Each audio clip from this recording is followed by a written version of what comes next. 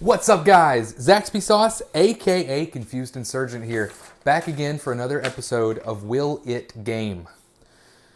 So I apologize for the long delay between episodes here. It's been quite an ordeal.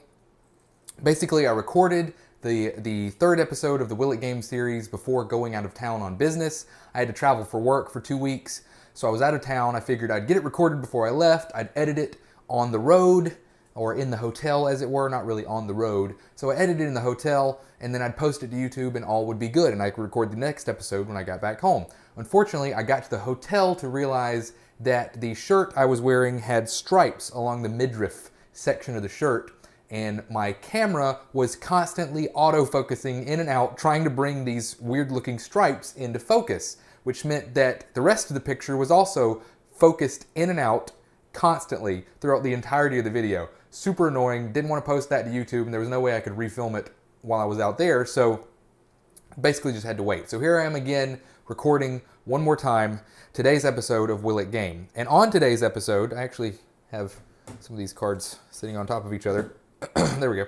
On today's episode, we have the successor to the card you may remember, the GTX 590 that we did the video on a while back. We have the GTX 690, which again is the successor to the 590. It is two GTX 680s on the same board. So you've got one here and one here. So real quickly, I want to go over what we're going to do, an outline, if you will. First, I'm going to go over the card specs. Then I'm going to go over the overclocking results. And as with all overclocking, your mileage may vary. The Silicon Lottery has a lot to do with the overclocking results you're going to see. Even if you bought the same brand card from the same batch on the same day, you may still see differences in your overclocking results. So these are just a general idea of what I got on the specific card in question to give you an idea of what you might see in yours. Also, I need to update you on the test bench configuration. I've done some upgrades to the test bench that affected some of the results. Then I'll go over the benchmarks I used, real world and synthetic.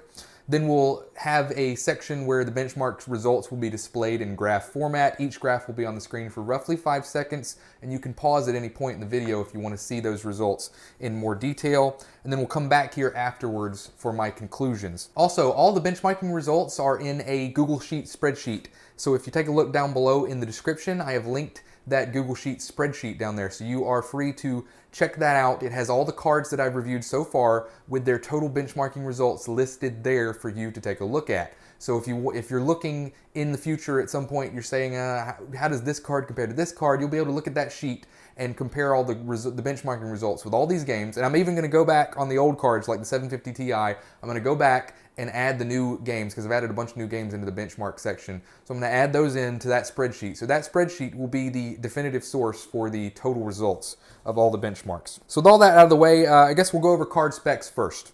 First and foremost, like I said, this is two GTX 680s on the same board.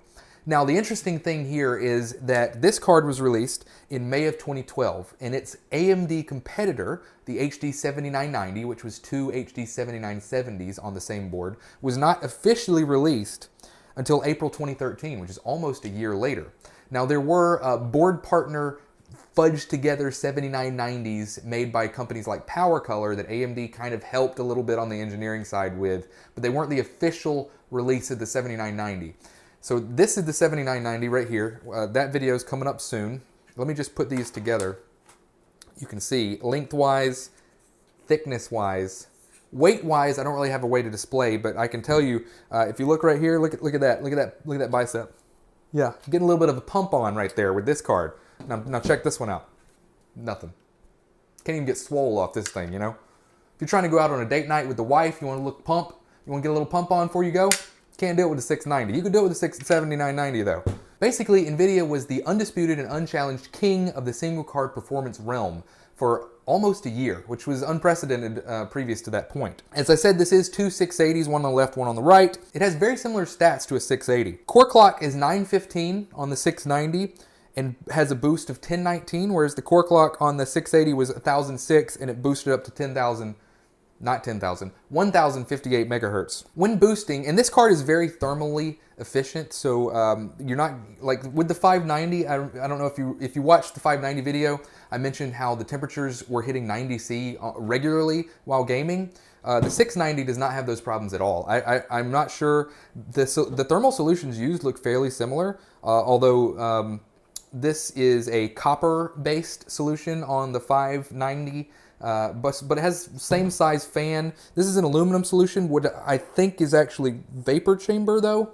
I took it apart a while back. I'm almost positive it's vapor chamber, which could account for some of the differences. The 690 is pretty thermally efficient, never really hits anything above 75°C in normal gaming loads, which means it's boosting almost all the time. So when you take that into account, the boost clock difference is only 30 some odd megahertz between the two, which means the 690, and the memory clock also, I forgot to mention, is 6 gigahertz for both of them. So essentially, a 690 is within 5% of two 680s in SLI at stock speeds, which is a big achievement because the 590, as you'll remember, was a considerable downclock from two 580s in SLI. Also, the TDP of this 690 is only 300 watts, and the TDP of one 680 was 195 watts. So they managed to cram two 200-watt GPUs onto a single card and reduce the overall power usage by 100 watts, which is a pretty big achievement. And it launched at a price of $999, whereas a single 680 was $499. So basically, there weren't many reasons why you would buy two 680s over one 690 unless you already had a 680. eBay-wise, this card can be had in the $200 to $250 range. Depends on the day, depends on the stock. There weren't a whole lot of them made to begin with. None of the dual GPU cards were made in huge numbers because they were just too expensive. So they are a little difficult to find on some days, but you can usually find them between $200 and $250. I paid about $200 for this one, and that's a pretty good price. Overclocking wise, the dual GPU cards perform a little oddly in overclocking. So if you're familiar with SLI, you'll know that the entire solution, so both cards put together in a game, they're limited to the speed of the slowest card. So whichever card is slower, and in general at stock, they're both running the same speed. So this is two 680s on the same board. You're not guaranteed the same overclocking results on both chips. Even if both chips are from the same wafer on the same day, you're still not guaranteed to hit the same speeds on both chips. So in the case of this 690, I was not able to hit the same speed on both chips. One chip was a 10 to 20 megahertz better overclocker than the other one. And I'm gonna point left and right. I don't actually have any idea which chip was the worst overclocker. I'm just gonna say the left one was the worst one and the right one was the best one for the case of pointing back and forth. Basically, what I found is that if I set the overclock to the speeds that only one chip could handle, the other one would not only not hit that target, it would actually downclock even further than what it could achieve on its own, thereby slowing down the entire system. So what I found is that while the entire GPU, the entire card could theoretically hit about 115 or 120 megahertz overclock on the core, the left chip, or whichever chip it was, could not hit that, would downclock further, and it was actually better to do a more conservative overclock in the 90 to 95 range, which would give overall better results in the benchmarks. And then RAM, as always, RAM's fine, 450 megahertz, done and done. An update on the test bench. I did replace the FX 6300 in the test bench with an i3 8100. Although, as I'm filming this, that has actually been replaced with an i5 8400 because I wanted the extra 2 cores. Some of the benchmarks, like Rise of the Tomb Raider, were hitting 100% CPU usage during periods with the higher end cards, and we're actually providing a small bottleneck. I'm seeing 5 to 10 FPS increases over the i3 8100 with the i5 8400, which is a 6-core part, in certain benchmarks with higher end cards. It hasn't really affected any of the lower end or the older cards. However, the i3 over the FX 6300 affected every single card, including the 750 Ti. I am seeing 10, 15, even 20 plus FPS increases. That's an FX 6300 clocked at 5 gigahertz. That's a 6-core CPU, pile driver based, running at 5 gigahertz, versus an i3 8100, which is not unlocked, is basically not overclockable, running at 3.7 gigahertz. It's 100 megahertz overclock. That's about all you can expect. Running at 3.7 gigahertz. 10, 15, even 20 plus FPS increases, even at high settings where the CPU is not as big of a bottleneck. So I'm gonna do a video later going over I've still got an FX 4300, I've got an FX 6300, I've got an FX 9590. I want to go over pile driver and how they hold up today versus the Coffee Lake CPUs. But the quad core i3 smashes the pile driver CPUs, even in games that aren't particularly multi-threaded. It is a heavy difference, and basically, if you're still running a pile driver CPU, now is the time to upgrade. It's a huge difference in performance between the two, even on older gen graphics cards. So that's the update on the test bench. It's now running a Coffee Lake i5, in fact, 16 gigs of DDR4, an MSI X370 motherboard, so on and so forth. So benchmarking wise, I've added a few real-world, not a few, I've added quite a few additional real-world benchmarks into the fray. Synthetics have stayed the same. So benchmarking, we have 2013's Tomb Raider and its 2015 sequel Rise of the Tomb Raider. We have 2013's Shadow of Mordor and its 2017 sequel Shadow of War, Middle-earth Shadow of War, that is. We have 2017's Tom Clancy's Ghost Recon Wildlands, 2016's Deus Ex Mankind Divided, 2016's Hitman, 2015's Tom Clancy's Rainbow Six Siege, which is a very big esports game now, also very big competitive multiplayer shooter kind of thing. 2016's Steep, 2016's Far Cry Primal, as well as Doom and GTA 5. I'm working on GTA 5 still. I don't think I'm going to have the GTA 5 results in this video. I probably will have the Doom results. Basically, Doom and GTA 5 has a built-in benchmark, but it actually does not record the results and doesn't let you see the results after the benchmark is over. It just restarts the game. So you have to be watching to see anything, and it only gives you an average. So I would need to get Afterburner to record the results. And then as for Doom, it has no built-in benchmark at all. So I needed to set up a section of the game that I could replay doing the same general things so that it was pretty close between each card. So I've done that in Doom, and I'm still working on GTA 5. So the Doom results, both OpenGL and Vulkan, should be in for the 690. I'm going to go over after I get done filming this and make sure that works. I think Vulkan works on the 690. I will confirm that after this, and if the Vulkan results are not in the benchmarking section, then that will explain why. And then on the synthetic side, we have Unigen's Heaven, Valley, and Superposition, as well as 3D Mark's Firestrike and their DirectX 12-based Time Spy, which are graphics score only. I don't want the CPU to affect the scores on those. So that being said, let's hop into the benchmarks, and then we will come back here for my conclusions afterwards. I'll see you then.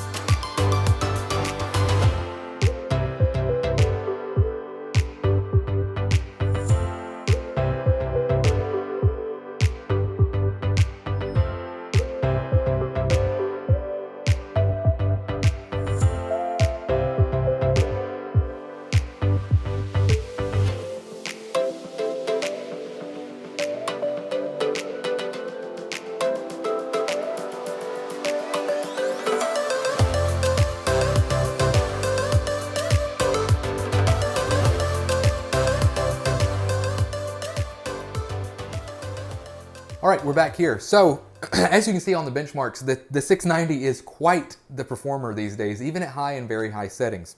The only problems you run into is when you get into the newer games at the very high levels of settings, the 2 gigabytes of RAM that each chip has do become a limiting factor. Most games at their high and very high settings require 2.6, 3-ish plus gigabytes of VRAM. And the 2 gigs that you're limited to on the 690 do slow it down somewhat. But for the most part, you're looking at 1050 Ti, 1060 level performance when SLI is working properly and everything's firing on all cylinders and you're not worried about the VRAM buffer size. It can fall behind to the 1066 gigabyte when the the RAM limiting factor comes into place. This is a card that came out in 2012. This is near on a 6-year-old card now that is trading blows with the 1060.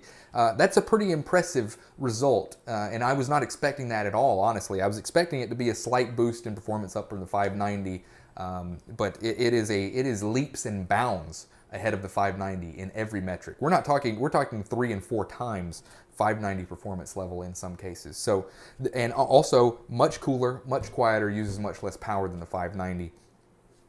So there's a lot to recommend this card. So is it worth it at today's prices? Here's the problem. The mining community has ruined the used GPU market. Any card that is capable of mining, which is basically any card from the past 3 to 4 generations that is mid to high end, is going to be going for way more than its recommended price in the used market. eBay has been for buyers has been destroyed by the cryptocurrency explosion. For sellers, it's a seller's market. You got used GPUs, get rid of them now before this bubble collapses. But for anyone trying to buy cards, you're out of luck. The 1060s are out of stock everywhere, brand new. And then on eBay, they're going for $400 to $450. They have an MSRP of $200 to $250. So they're going for twice their MSRP. So if the 1060 was in the $200 to $250 range, which would match it with the 690 on eBay, I'd say go with the 1060 6GB all day, every day. There'd be no reason to ever get the 690 over that card, because this card can only match performance when SLI is working properly. If SLI doesn't work, and in some games it doesn't, then the 1060 is going to just curb stomp it all day. But again, the problem is you can't get a 1060 unless you want to pay twice what it's worth.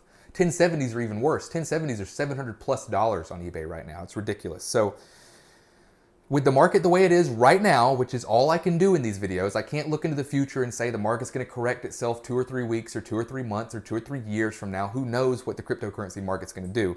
I can't guarantee that. With the prices the way they are now, the 690 is a pretty good buy. If you're looking for a mid to high end performing video card and you have $200 to spend on the used market, honestly, this is a pretty good chip.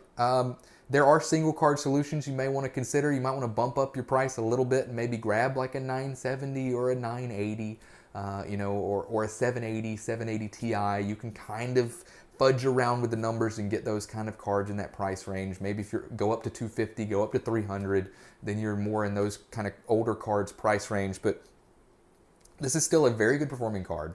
It showed no signs of aging, really. It's still swinging hard even today, even 6 years after it was released. So, like I said, it's a pretty decent buy, especially given the current cryptocurrency market. If that market changes, if the cards come back down to where they should be, then there won't be any reason to get this card anymore. So that's it for today, guys. If you have any questions, comments, or concerns, drop those down below. Make sure to leave me a comment. If you have any sort of questions, drop them down below. I spent like 30 comments talking with a guy about different computers he wanted to buy and whether certain GPUs would work in them based on their power supplies in one of my previous videos. Happy to do it.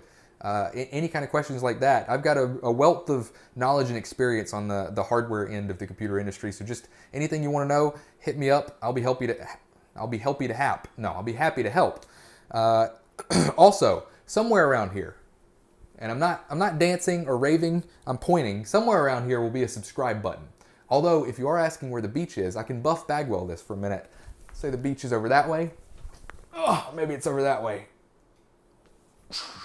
That's a wrestling reference for any of you that didn't get that. Look up Buff Bagwell. He's a pretty cool dude. Anyway, make sure to subscribe. That'll give you notifications for when new videos are released. And I guess that's it for today. Thanks for watching, and I'll see you guys next time. Bye-bye.